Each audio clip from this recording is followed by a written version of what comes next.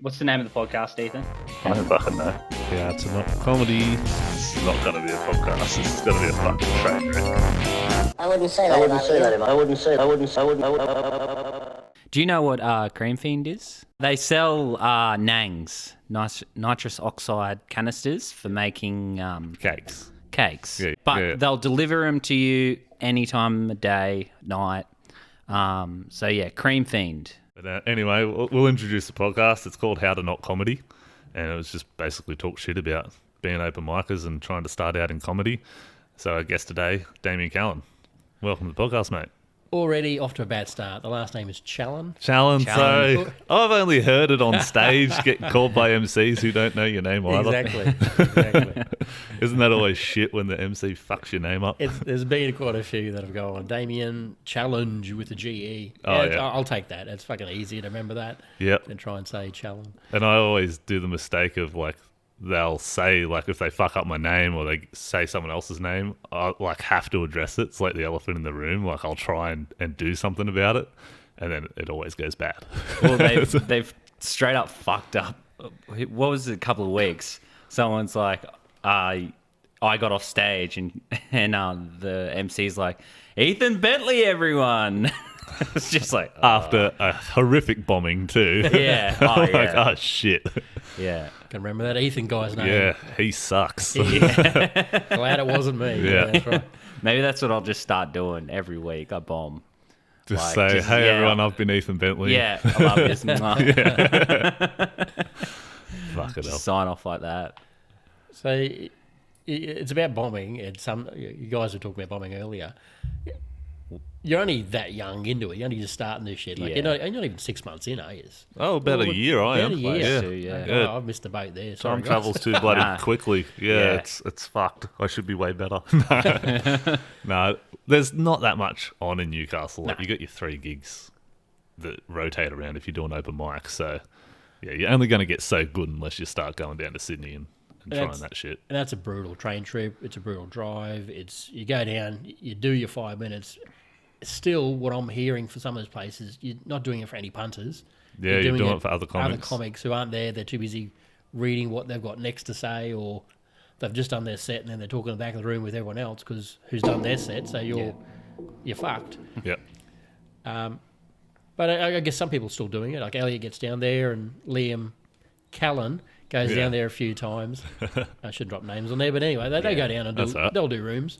And they reckon they get a good enough set out of it, I guess. If you tell them you're coming from Newcastle, they generally might put you on a bit earlier so you can jump in a train or car and come around and come back home a bit quicker. Yep. Yeah. Or you can try and pile more than one gig in for the one night. Yeah. Take advantage of it. Yeah, there's a few on Wednesday. I've been looking at maybe going down on a Wednesday and trying to get 2 or 3. Yeah. So it makes it worth it rather than just going down to do the one set.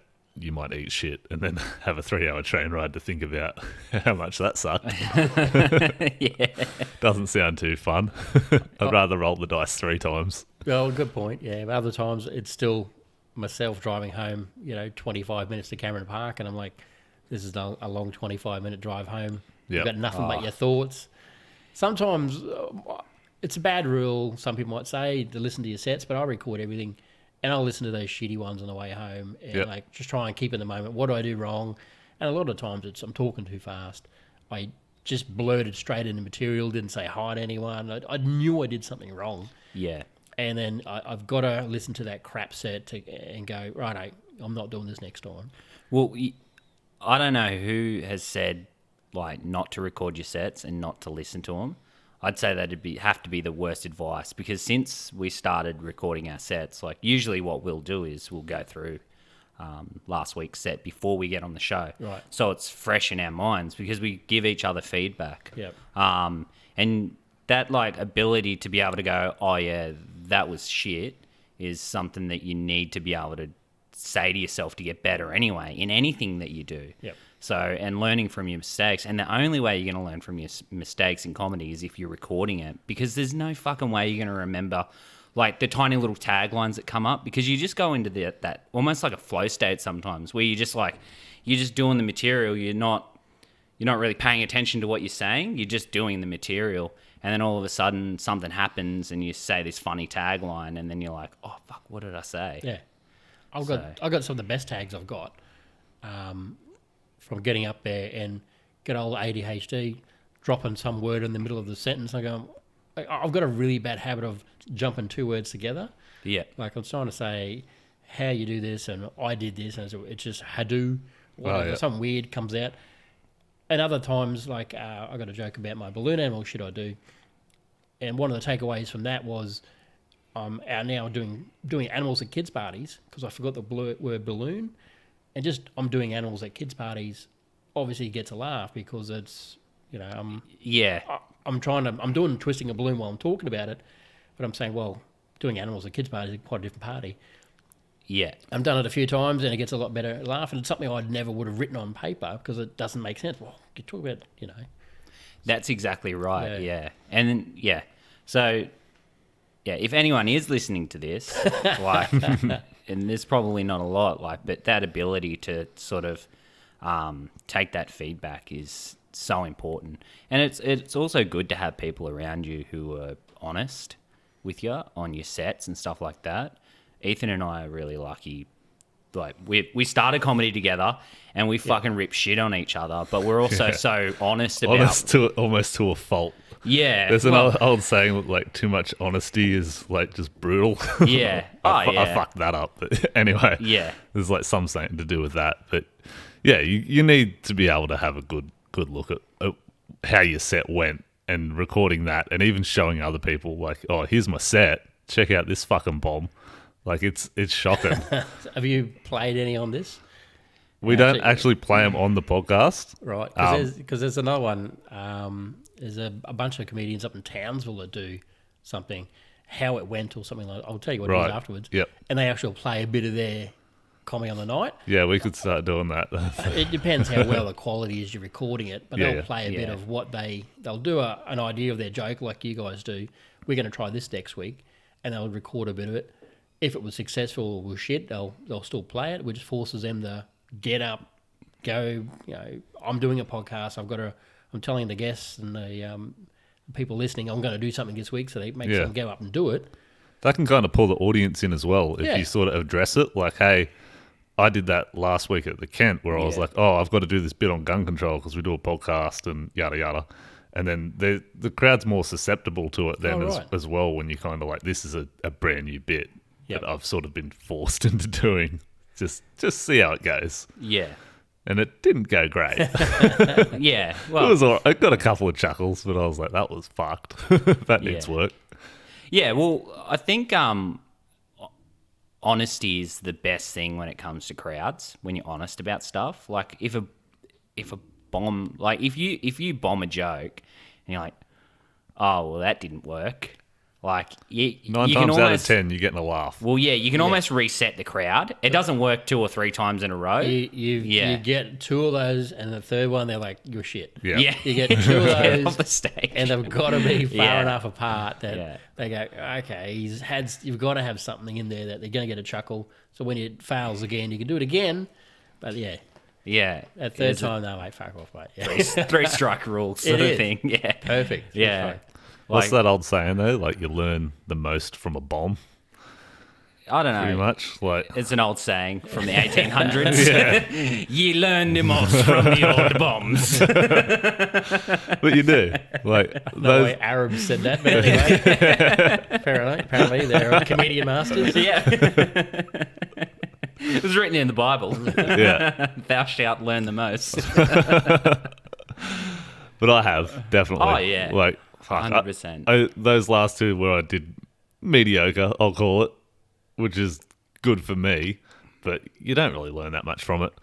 Go back and watch it, and you're like, oh yeah, that's as good as I'm writing at the moment. Yeah. It gives you that warm feeling of doing well, where you're like, you get off stage and it went well, and you're like, oh, that's awesome. Yep. But you get off stage after a fucking horrific bomb where you're just like, oh, and you got to walk back to the back of the room and all the other comics are standing there and it's all awkward for them too. Like, and you're just like, and you're standing there and you're like, well, that fucking sucked. I've had to do that twice this week. It was something that I wanted to talk about on this podcast.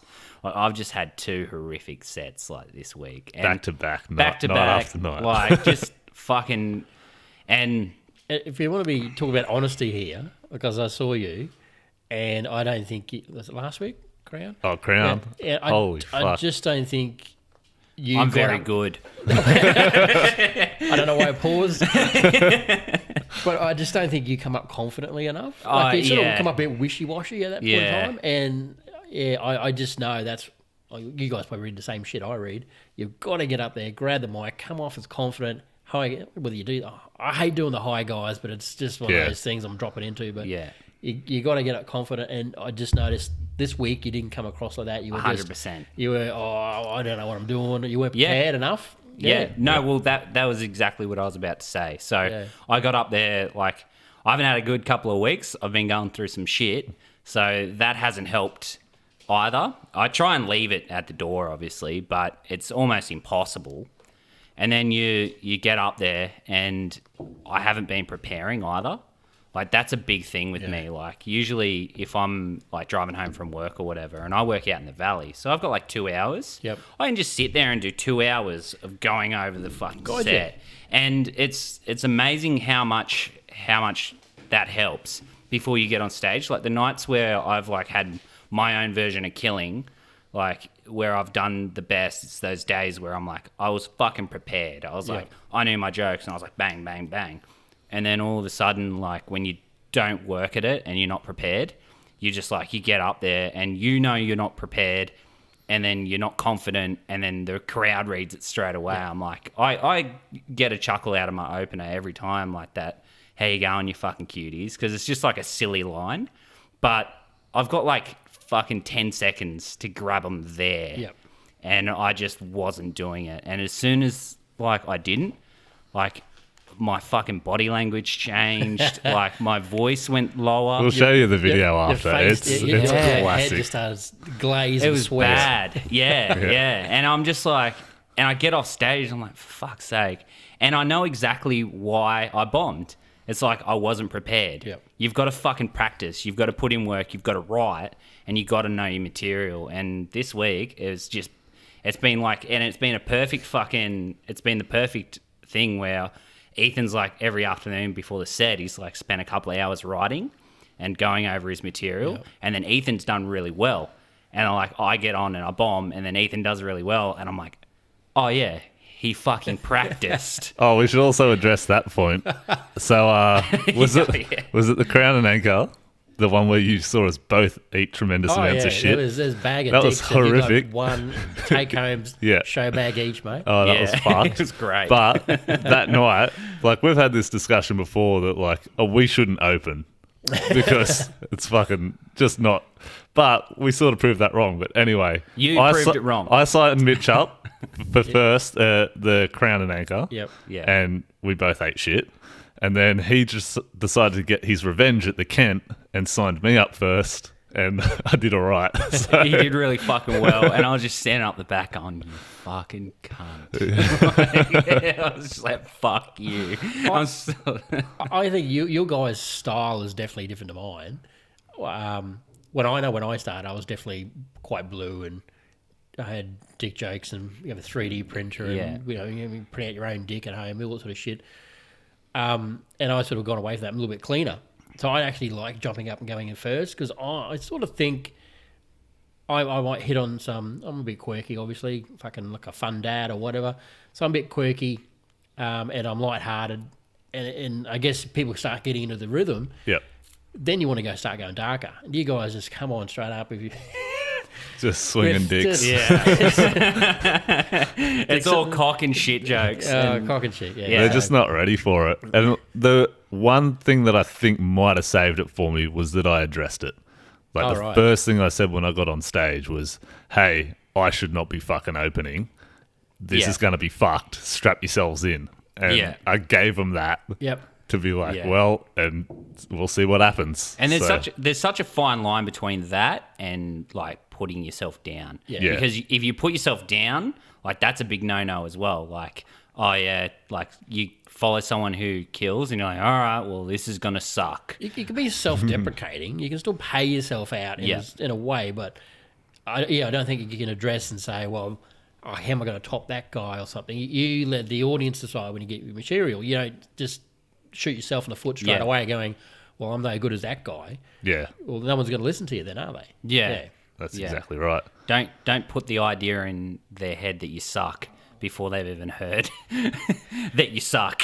Yeah. I think all you can do in those situations is address how good was that, and then Compliment the person. compliment the person, and then right, let's get into my gear, sort of thing. Yeah.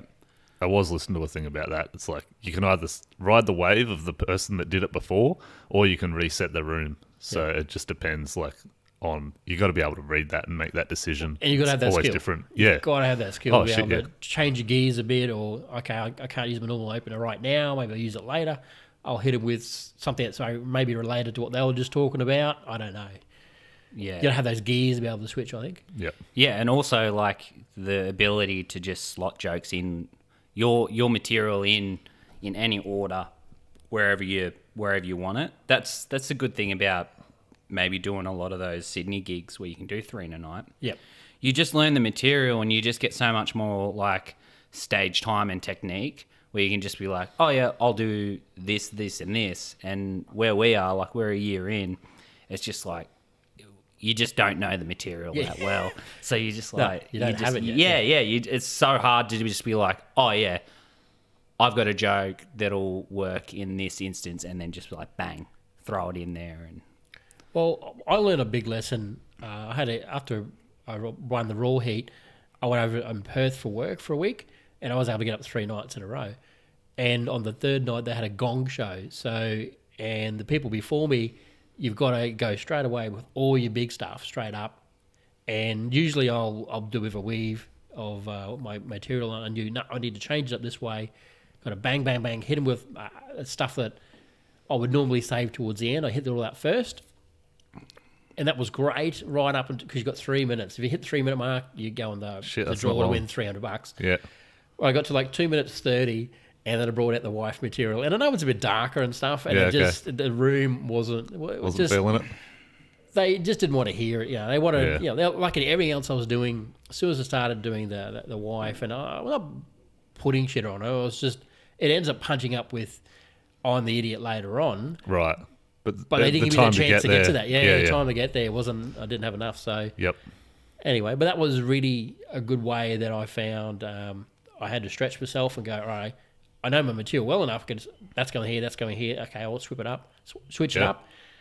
You guys will get there eventually. Yeah. I think that's a real hard lesson to learn, but even with like preparing to like write and shit like that, like I'll write out stuff that's way too long and wordy, and like if you have maybe just cut straight to the point of like you're the dickhead in that situation, you might have been able to salvage it. But I do that with bits all the time. I'll write way, overwrite it, overthink it, and then go, what's actually funny? And that's like those writing, like free writing sort of things. Well, if you've got your 2 hours in the car to drive home from work or whatever, that's perfect for just going over. And as you're talking, you're going, this is wordy as fuck now. Yeah. I'm dropping that. I don't need that. That part doesn't do anything for the story. Yeah. And you'll get to the punch quicker.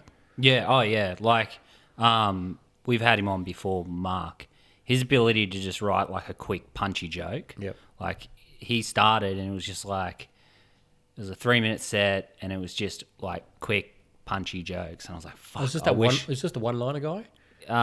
He's got a lot of one-liners. Yeah. He's got like a couple of stories as well now. But it's like that. I wish I was like, I need to start writing like that. And it's most of my bits. I say like I've got 2.5 minutes of material, like real like material where I was like, oh yeah, punchlines, and I know it's gonna get a reaction.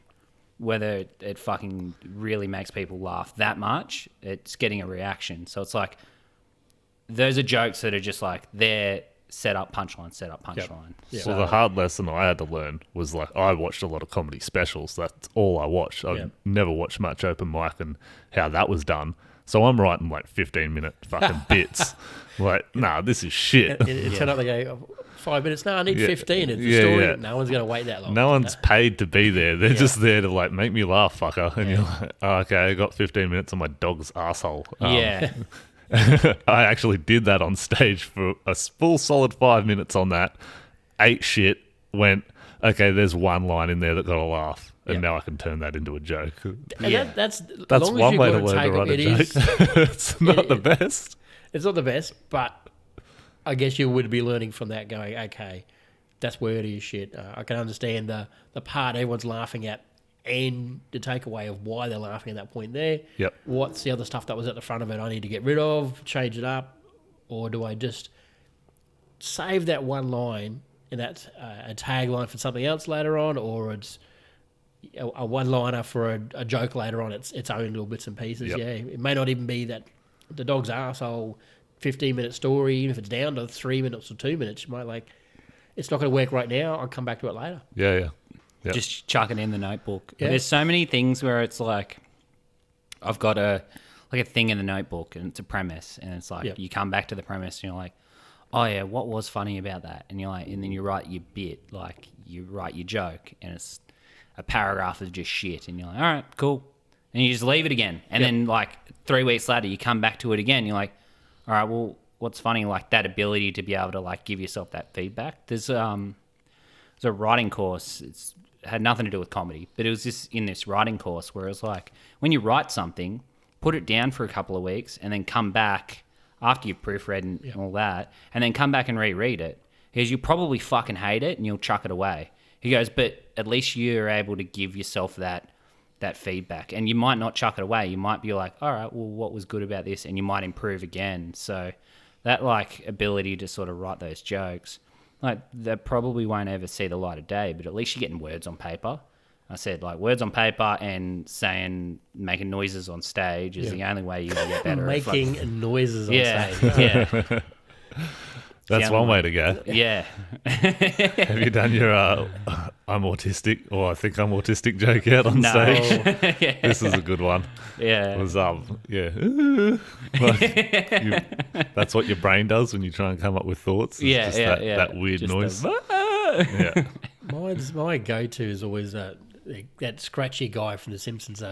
Mr. Wembley, it happened again. Yeah. I can do that all the time, and I'll do it around the house, but I just haven't found anywhere I can pull it up on stage that makes sense in any form. Yeah. So that's a around the house thing. Yep. The family loves it. I'll do it. But There's a couple of bits like that it's funny off stage. It'll never be funny on stage.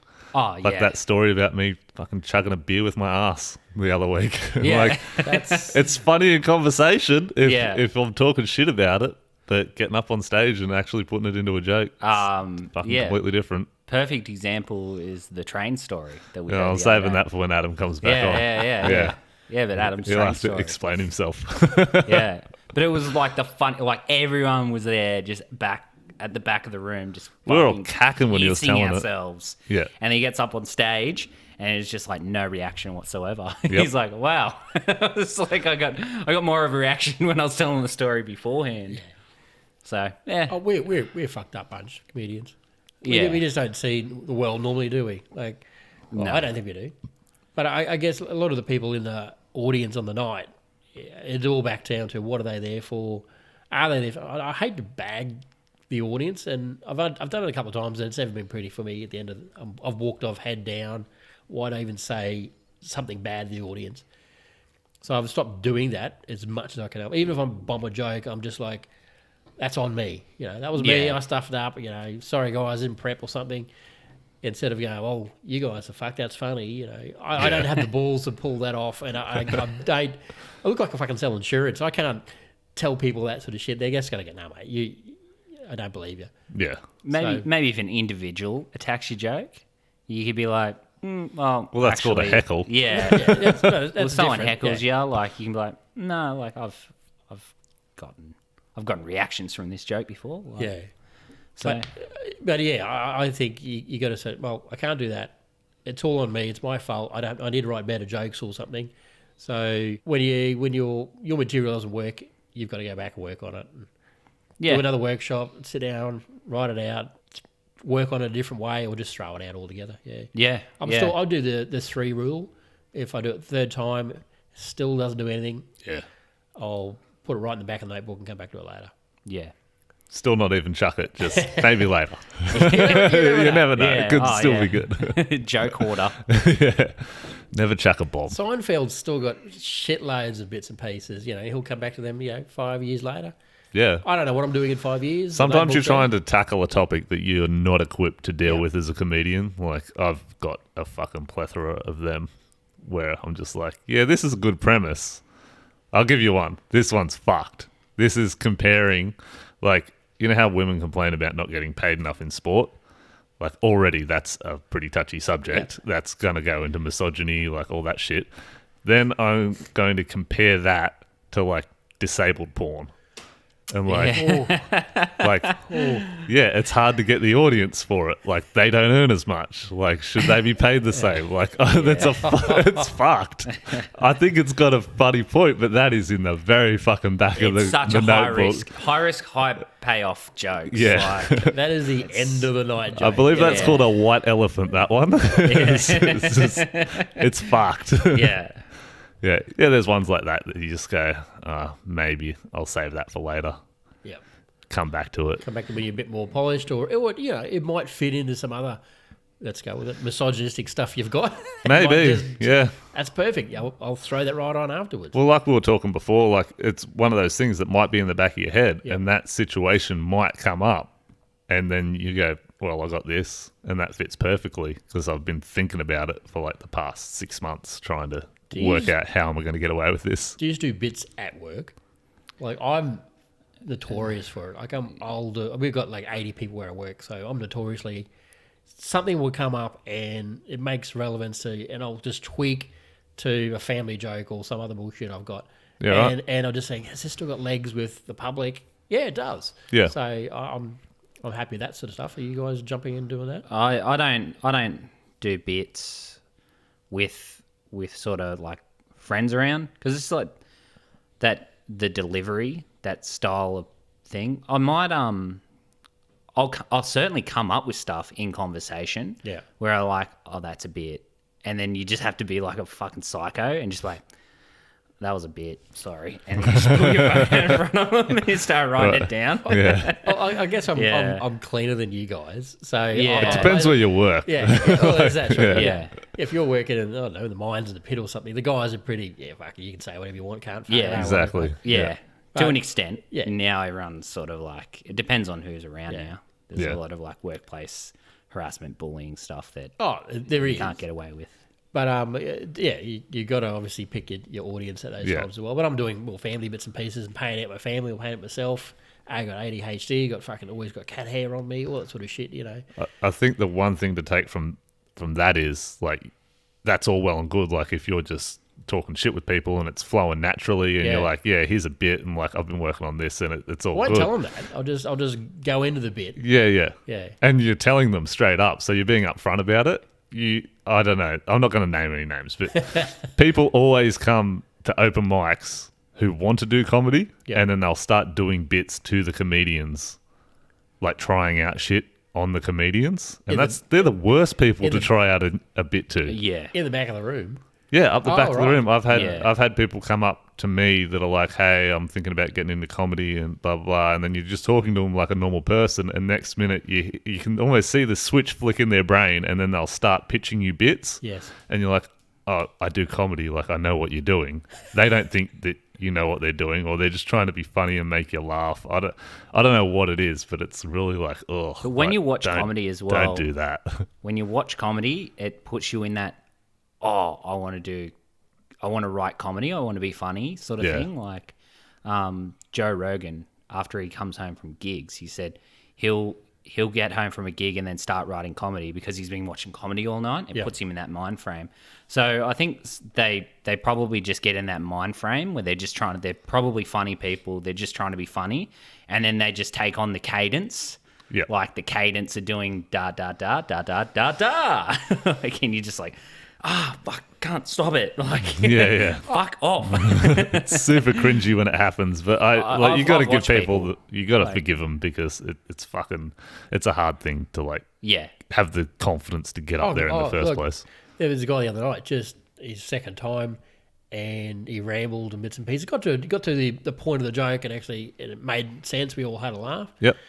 But yeah, he's like, that whole first minute he had something, and then it was like, oh yeah, what else have I got? I'm up here, and And if he was down the corner talking to someone, he would have had it a lot quicker. It's just that standing up in the spotlight in front of everyone just fucks you up. Yeah. Oh, 100%. Like, I'm lucky in the fact that I don't really get nervous before.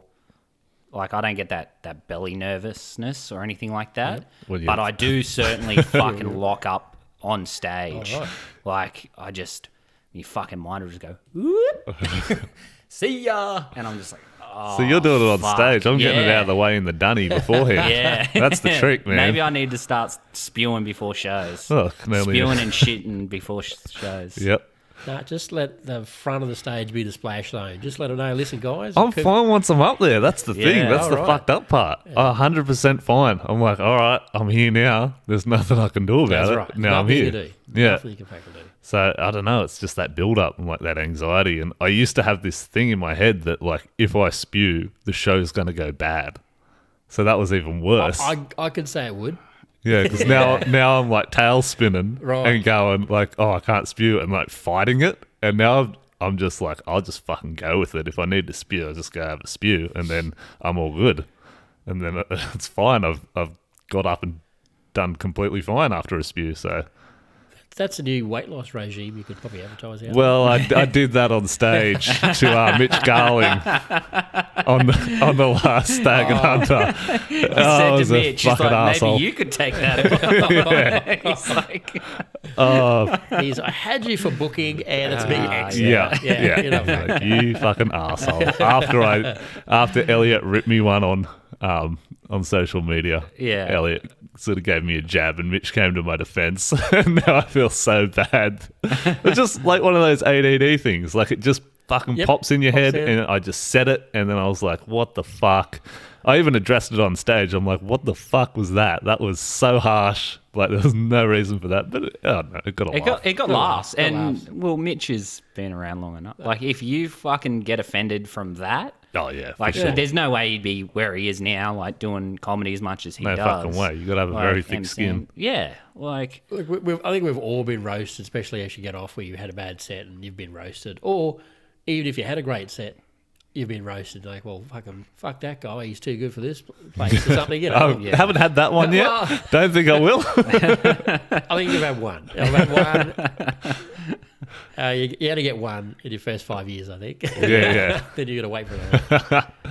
Yeah, but that's true. Even if you are doing well, you could have a bit that's kind of blue and people will rip shit on you Yeah. for that afterwards anyway and just be like, what a fucking weirdo. That's what I love and hate about comedy. Everyone's different. Everyone's got a different thing that's going to trigger them to laugh or trigger them to go, ooh. Yep. And like you can't pick it. You don't know who's there. You're not interviewing any of these people. They bought a taco and they're fucking sitting down.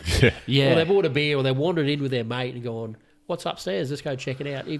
Unless it's a paid event, there's nothing there that's like, okay, well, we're here for comedy on a particular. With paid people, it's different. You've Yep. got an idea.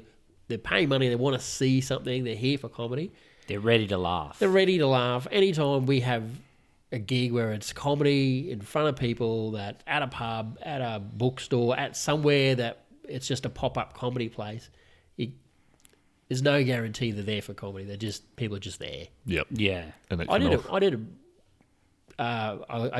using air quotes here, festival at a Bunnings car park, mate. So, Holy shit. so if you Tell us about that. That sounds great. Middle of the day? middle of the day, Oh, fuck. Best time for it. these festival runners just go, oh yeah, comedy sounds great. You know, we'll book you 4 comedians who'll come out and do a festival. Like, Bunnings car park next to a police station. You know, it's really perfect opportunity to do comedy for people who are walking around their sausages or the buns and checking out the bouncy castle and shit. Oh, we'll do some comedy, and doing clean comedy during the broad daylight. It's brutal. I don't recommend it at all. I would 100% not ask for a recommendation to do that. I'd just be like, no. Well, if they're paying. Yeah. Oh, yeah. If you're getting paid. No, it's stage time. Yeah. Yeah, I guess like that. You can't turn down stage time. Also. You certainly in can. hindsight, we could have, yeah. Yeah, but it's kind of just like at the very least, it's a funny story. Yeah.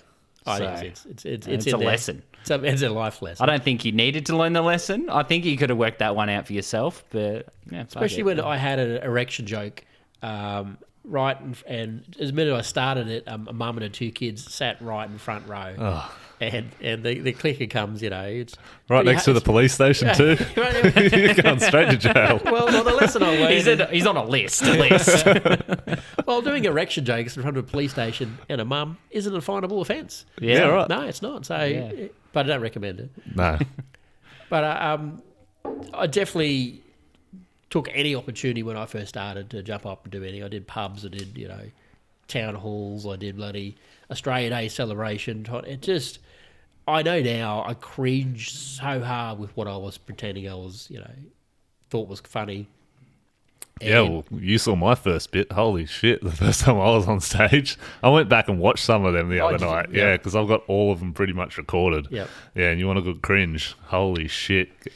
That's why, I've heard comedians say, don't put your old, any stuff out there until, you're actually ready. Yeah. Yeah. So, but we've gone and done it anyway. Yeah, we're doing it anyway. We're not But, listening to that advice. It's more of a documenting the journey sort of thing, we hope. That's the idea, I guess. Yeah. Well, on that note, I put a couple of YouTube clips up quite early, and the mother-in-law rung up and said to my wife one day, she goes, "Oh, is Damien wearing his closed-in shoes tonight?" And she's going, "What the fuck are you talking about?" And then she had a look, and I've done a bogan character with a mullet, and I'm wearing Ugg boots. And I'm telling her, I can't wait to get the nightclubs tonight because I've got my closed-in shoes. They can't kick me out this time. And I'm going, she's gone and found me on YouTube. The mother-in-law stalked me and go, this is when I was dating the daughter.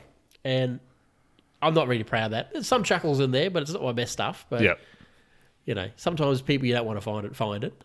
Oh, yeah. But it's up to you. If you go, fuck this, let's go. It's out there.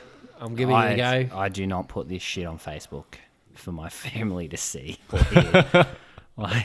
Well, at some point you got to realise they're going to see it. Yeah, you got to be okay with that. Hopefully, if they find it on their own, that'd be fucking awesome. But yeah, I'm not sharing it on my personal Facebook. No, it's kind of like I had that gripe the other day about my friend who does pole dancing, and she's got that on her Facebook, which is it's for exercise and all that, but it's hypersexualized. And it's your nan and your mum and your dad are on there and they're just watching that. It's just no dad wants to see their daughter doing that. No, no fucking not at way. all. Well, unless it's on Australia's Got Talent and that's the only time. Maybe. I've got a daughter that does hip hop. I don't want to see her doing pole dancing. No, hip hop's different, Yeah. But if she said, "I'm doing pole dance club," all right, it's I'll drop you off, big up in the studio. I'm not coming in. We're not want to watch your competition nights. That's not what it's about, There's also the whole if your daughter's a stripper, you failed as a father sort of thing. So that it would have to be it certainly would. If I have a daughter and she's pole dancing, I'm I fucked up. Well, these days it's just for exercise. It's just for exercise. It's just so that's the loophole, I guess. Yeah, that's how they all get started. Oh, it's just for exercise, Dad. Yeah, and then it's just for $1 at a time, Dad. Yeah, exactly. Well, it'd be $5. Yeah, $5. I just love watching those the chicks, the hip hop chicks in America, and they're flashing all those. American money, you can't tell much whether they have $20 notes or they're all $1 notes. They're rolling around with how much money they made tonight. They're all ones. They're all every time. Yeah. Can I get this 50 changed to ones? I want to make it rain, and I'm poor. Yeah. and the video is that blurry. Is it ones or is it 20s? It's ones. Yeah, it's ones. That nightclub would just have bags and bags of dollar notes. You got to have garbage bags full of dollar notes. You come out with a garbage bag over your shoulder, and how much is that? Oh, I think I made $40. Yeah. Good night. Oh fuck yeah! You go to some strip clubs in Australia and $120 for a lap dance, and I'm going, what the fuck? The first ever strip club I went to was in Canberra. It was on Mitchell Street, and there was a brothel upstairs and there was a nightclub down. And I went there 3 times in 3 years, and none of the strippers had changed. They're all just locals. Some really pretty girls. One won the state fucking pole dancing championships, which, I mean, it was in the ACT, so they're probably the only strip club in the ACT anyway. It was just her and the girls. That's pretty sad going back there. And they're all still there. Oh, I know. Yeah. And like the first time I went there was this chick with this fucking horrible scar on her face. Oh. She'd been like fucking smacked in the face or something. I can top that. Yeah, but my friend, like, no one wanted to give her any money, so she's up there bombing, and I'm like, I'll fucking bomb on stage 1,000 times, but if you can't get dudes to fucking, like, let you take your clothes off, like... Or even look in your direction. Oh, yeah, man. Like, and my mate's just, like, felt sorry for her. He's like, oh, here you go, mate. Like, he's doing me a favour. I'm like, really? Like, we walked in there was this fucking blonde bombshell with a bleached asshole. I wanted her, not this fucking poor domestic violence victim. and then she's just, like, done the whole, like, it was creepy, too. She's, like, put her legs on my shoulders and then just, like, flashed her he got you a lap dance off her. Yeah. Oh, I would have paid for one of those for you too. I remember just like it was dark and I just sort of like let my eyes go blurry. I was like, I don't even want to see it. Like, what does the face have to do with the... If you've got to do 20 shots before you sit down for a lap dance, that's not a good time. Yeah. No, yeah. But I walked into a place in Brisbane, me and my mate Dave, we walked down this stairway, you're going down into this place, and the lady at the counter said, $10 each to get in. Oh, right, fair enough. it's fucking cheap. Get inside, the floor is sticky, that sticky floor, the carpet. That's not what you want in a strip club. I'm sure chlamydia was airborne. Yeah. And this lady come up to us, we got a beer each, like $10 for a beer, and she comes up, fair dinkum, got the voice box thing, you guys want a lap dance? We sculled and we're out that quick. Oh, that's not the comedian way to go, man. That could have been a good bit. I would have been all the way in. Should have fucked her All in. stoma. How far is this going to go? I was a different guy back then. Yeah. Oh man, we went to a strip club and one of the girls pulled us off. We were walking through the cross. They pull. Let's go back on that. Yeah, Hang on. she pulled us off the street to come into this strip club, and then Still, where are you going with this one? yeah, and then we get like all the bouncers are inside. So there's like a long corridor, and then there's the door inside, and the bouncer's there, and he goes, "All right, fellas, $25 fucking entry," and we're like, "We got told it was free." He's like, "What?" And then he looks at this chick, and he's already like getting the shits with her, and he goes, "Have you ID'd these people?" And she's like, "No." And then he just starts fucking blowing up at her. Like, big islander dude, like, scary. And he's like, "If you fucking do that again, I'm gonna fucking slap you."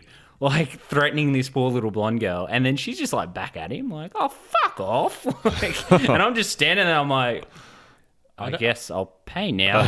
Like, I'm not going to walk away from this big scary man. I don't endorse any of this bullying activity in the workplace, but I still want to see tits. Yeah, oh yeah. And then we got there and it was like a ticket system because we haven't got dollar bills to make it rain. They have tickets, but all the tickets were $20 each. That just sounds demeaning. Number 15, your vagina is ready. Yeah. Is that what happened? Yeah. You're the number 4, asshole.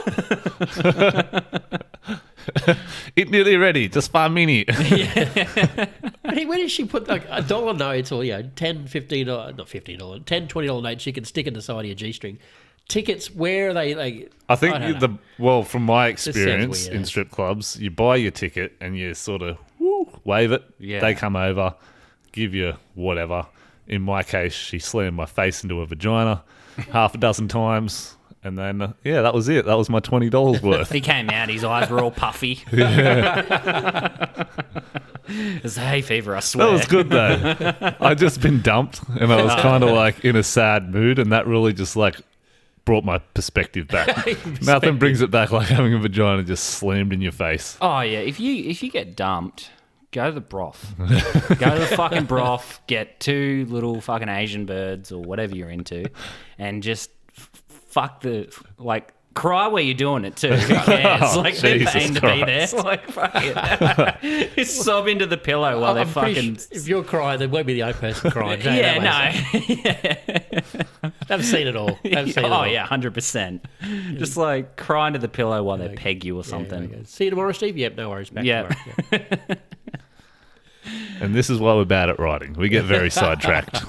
Yeah. Go down a fucking hole. I will get you to pass me my iPad too, because I've got all my notes there. Oh, do you? Thanks. We usually do segments on the show. We try, Yeah. but it never usually works out. But I gotta. Well, what do you want to do? Topics? Do a topic Yeah. first. Yeah, we'll do Yeah. topics. All right. So, your topic for the week is overreacting. Yeah. All right, fair enough. Yeah, I have been overreacting this week a little bit. You got to make him talk about it now. Yeah. well, we usually just pitch it, This is try your and talk about it. impromptu Fail. speaking. Yeah. See what happens. Well, this week, one of my sets went really bad.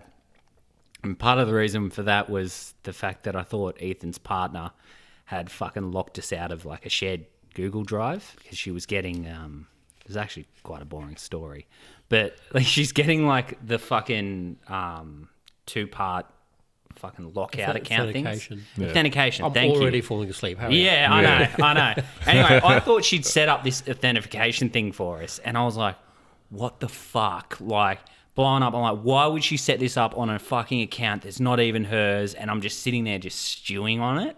And I'm fucking blowing up about it. I'm like, what the fuck? She's a fucking idiot. Like, and then I messaged her. And then I've just been a cunt to her as well. And she's like, I don't know what you want me to do. And she asked me that. And I'm just like, fix it. That's what I want you to fucking do.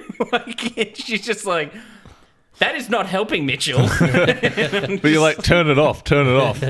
Yeah. And then she like sends him a screenshot of it and it's turned off.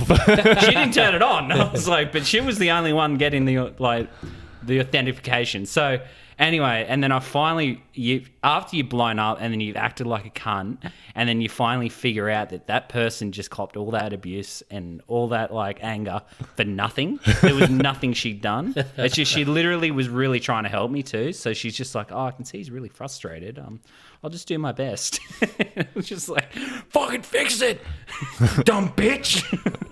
You asshole. I'm sorry, Shaz. If you listen to this, I am genuinely sorry. So, what was on the Google Drive that made you? I was trying to like watch my set from the week before. He really wanted to watch himself eating shit on No, that's stage. what This I'm is saying. what it was all for. I can't wait to see myself eat a bag of dicks again. I know, Yeah. I know. And Ethan even said to me, "This is the fucked up thing." He's like earlier that day. He's like, "Oh, do you want me to show you your set?" I was like, "Nah, I don't want to watch it." And then later on, I'm like, "Yeah, I want to fucking watch that." Right this fucking minute. Yeah, right this fucking And minute. if anything gets in my way, I want to start putting fucking holes in the wall.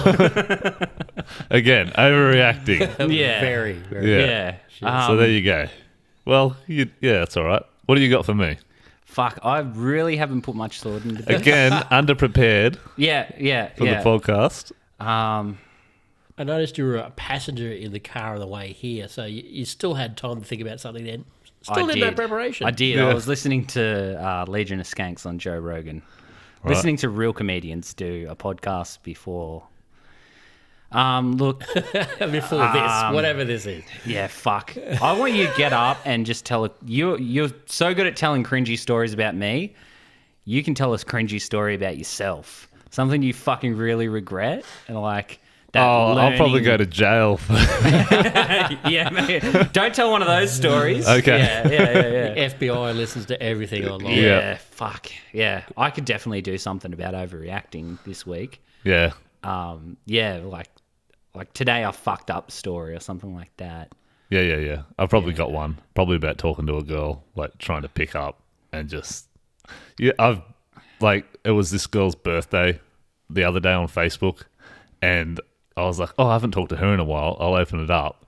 And like clicked on it to message a happy birthday. The last thing I said to her was happy birthday a year ago. She hadn't replied to that. It was just nothing. And I scroll up and that was when the real destruction began. That was just like, what the fuck was I talking about? I'm just like, oh yeah, you're really beautiful and all this shit. I'm like, oh no. Oh, why did I do this? Oh man, we've all done it. Like, we've all done it. You just like, Fucking But horrific. usually at 2 a.m. on the way home, not just any old day. dude. That's crazy. Oh, I got a funny story. Is it though? Yeah, no. My wife already knows the story, just so it's not weird. But I'm like, just It's telling gonna this be story. weird. When I was like fucking 17, I had phone sex with a friend of mine when I was in like recruits or What was his name? Bill. And we'd never spoken about it after that because we were just friends. It was just this weird thing that we did. And then 2 years later, I was in Townsville for work, and she just rings me up randomly. She. Bill's a she? Yeah, Bill was a she. Billy. Yeah, Billy.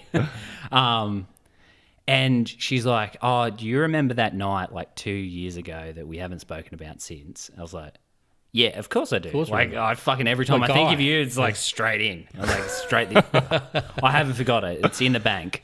And she's like, yeah, so I recorded it and forgot that I'd recorded it. How do you forget you record that? You don't.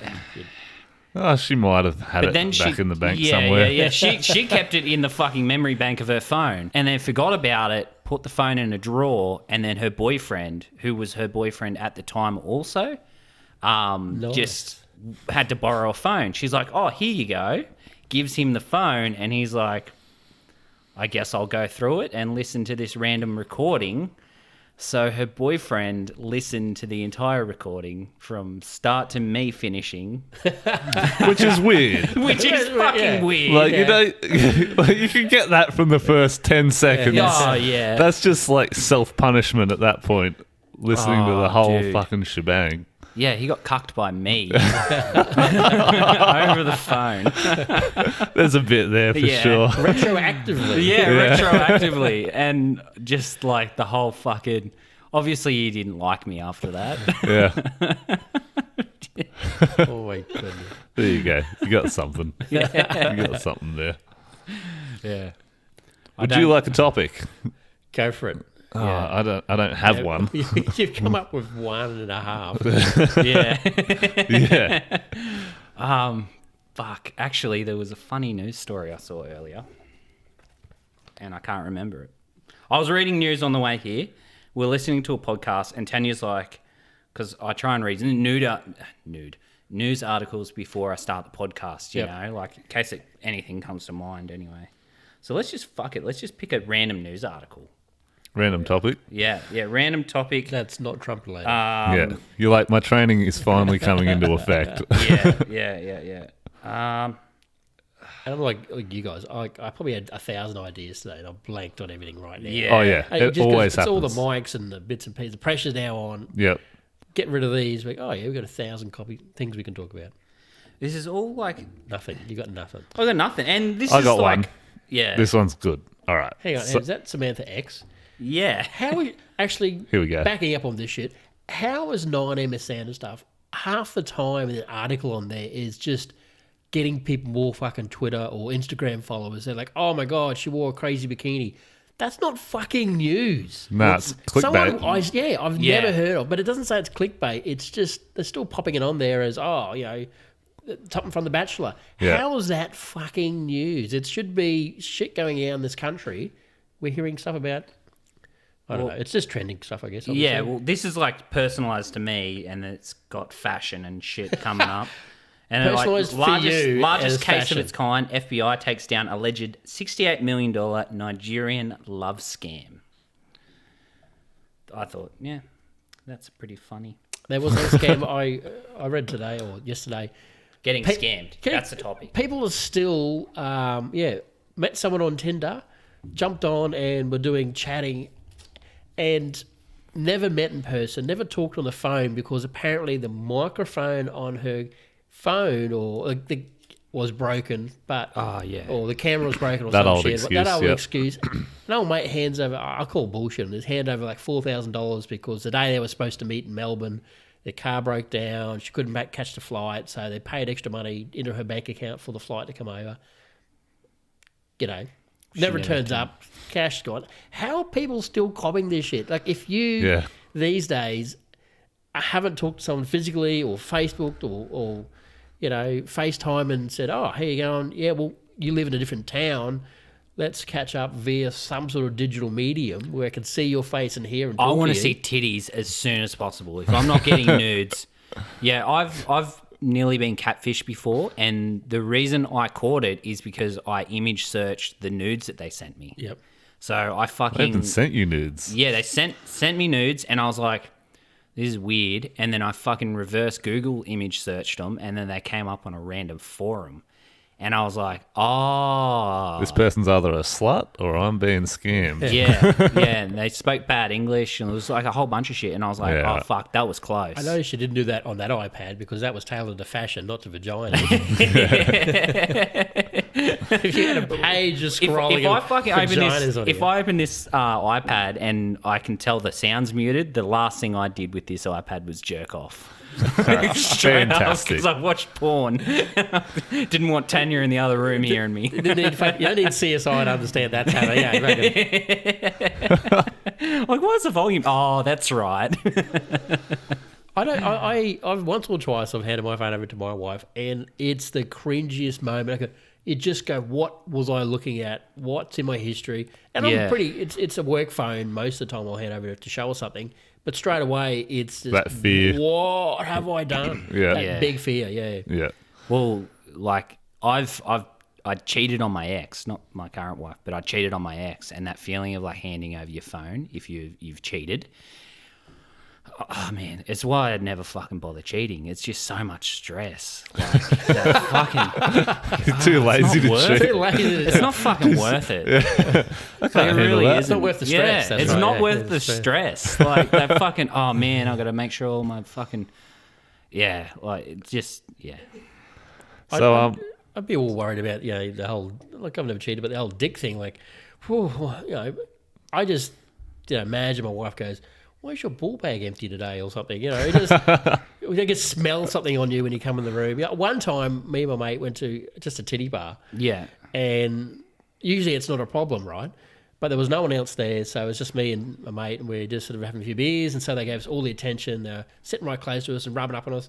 We get in the car and go home, smell like coconut butter. That's the one. They one. all wear fucking coconut butter. Me and him are just rolling around the grass a couple of blocks from our house, just trying to get the smell off us. Yeah, picking glitter off you. Like, fuck. Where the fuck have you been all day landscaping?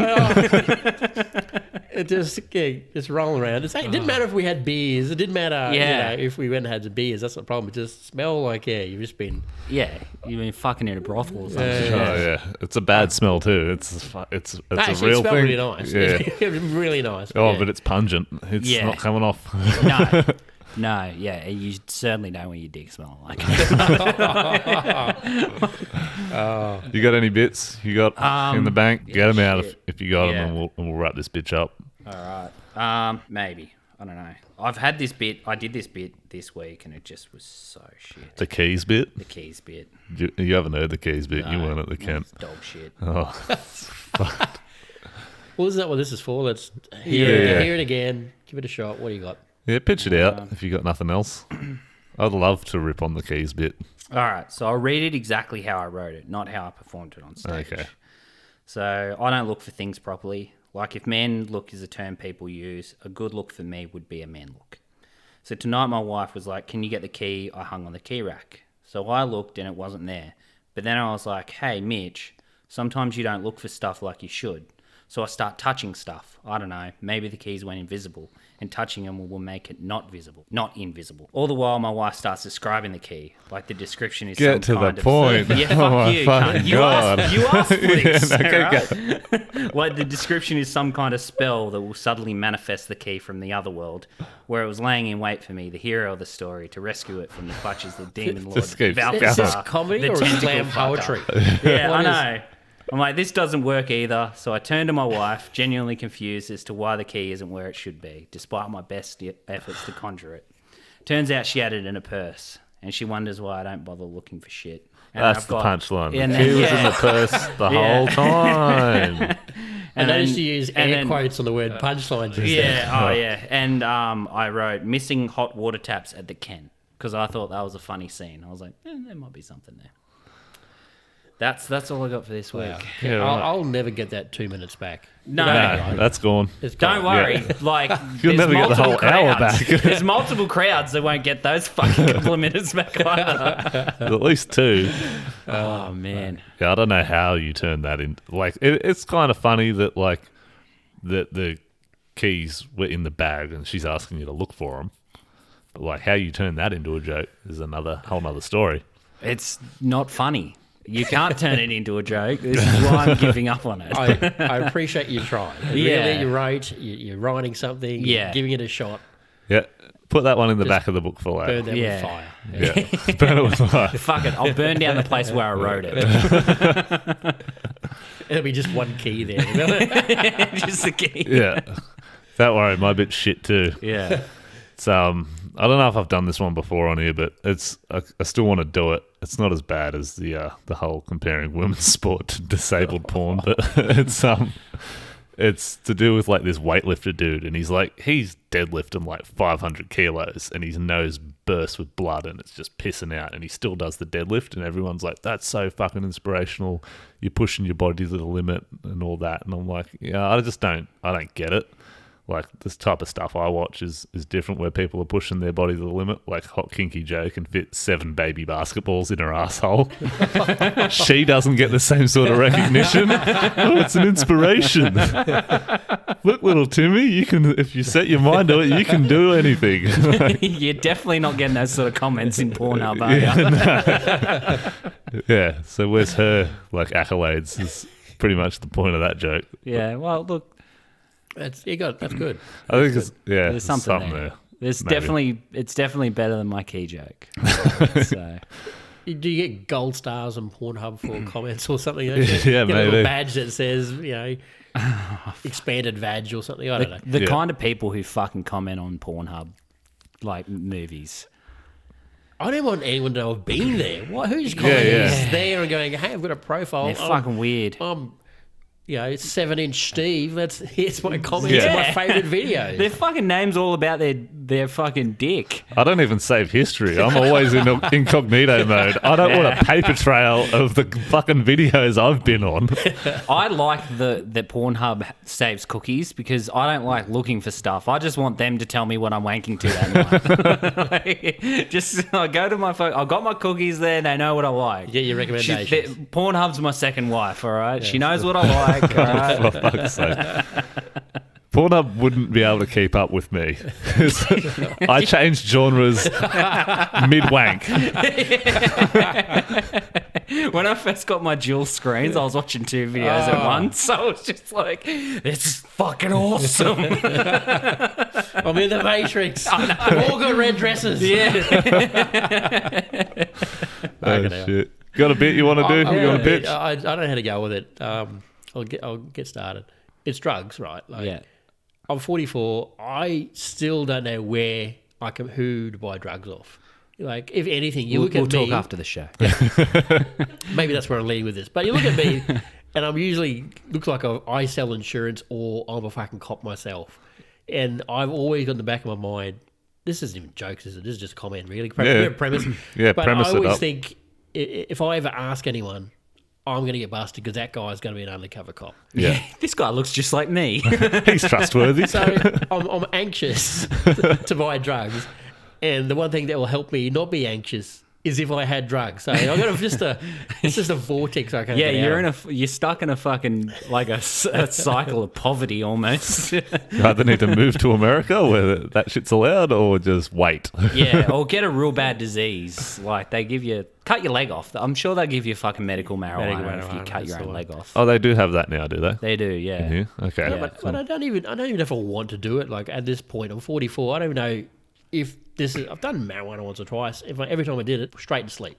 Great, no worries. Yep. So party drugs and pingers and bits and pieces, it all just sounds stressful to me anyway. Oh, it is. It's not worth it. I've done my fair share, and I can tell you, there's a I certain watched him point you do hit it. where you Yeah. go, this is now a problem. And I've already got enough of those, and I'm only 22.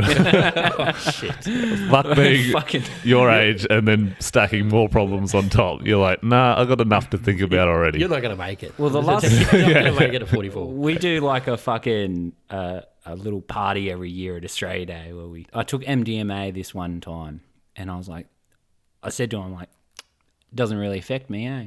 Just fucking can't feel a thing. And then for 5 hours after that, I spoke to my neighbour about trucks. It's like- and then told him I'd be doing drugs the whole day. He's like, I'm going home. Yeah, that got him to leave the party pretty quick. Yeah, didn't no, it? it was good. Yeah. But I just fuck it up. I'm talking to some guy and I'll be getting nervous. Like, I just want a hit of MMA. Next minute, I'm fucking in the car park, knocked out. That's a good punchline, man. Yeah, that is good. Hey, it yeah. still sounds like good drugs, then I guess. Doesn't Yeah. it? Yeah. Yeah, well. All right, shit. Well, that's a fucking podcast. Well, that's. Well, FAP of the week, brah. Oh, you want to do FAP of the week? Of course. All right, fuck. I've got one. Yeah. Bit highbrow here, is it? Yeah. We saved this. This is the best. Save it for last. Basically, we're just saying what we've been watching this week in the porn sphere. It's not for every guest, but you know, you can join in if you Join want. in. Yeah. There's no pressure. I got one. It's Sia Siberia. She's not a trans porn star this week. So Yeah. I'm switching it up. Yeah, I know who she is. You know who she is. You know If they do butt stuff, I know who they are. Mitch has an obsession with buttholes. Yeah. It's extreme. Yeah, I watched the Pikachu fucking. Oh, that one. Yeah, Yeah, I you know, know what the he's one. doing. Yeah, I know the one. Finally, we're on some common Yeah. ground. I heard the Pikachu part. I'm all over Pikachu. but Yeah. Probably not the same She's way you wearing got like it. Pikachu ears. Yeah, She's yeah. taking it up the butt. Yeah, of course she is. It She's did a good the job. girl. Yeah. Yeah. No, I've got a story. Like, you see the thumbnails, and this chick, she fucking catfished me into watching her video. I was like, oh, she's hot.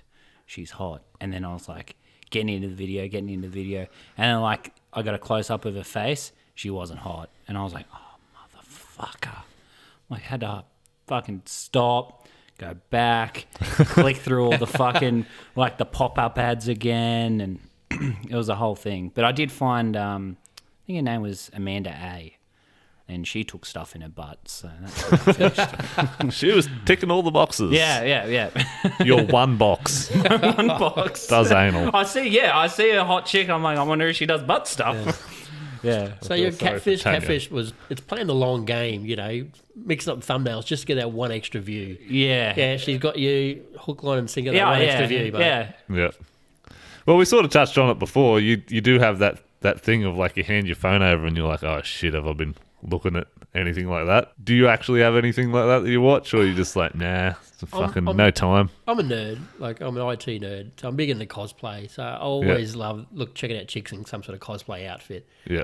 and always I'll take a screenshot of who that cosplayer is, so I can go and check out their page and see what else they've done. You That know? looks suspicious. Just for the characters, you know. yeah. Just, for the characters. Yeah. Just I need to know what Instagram it's like, just in case I want to, see what other work she's done and compliment her that way.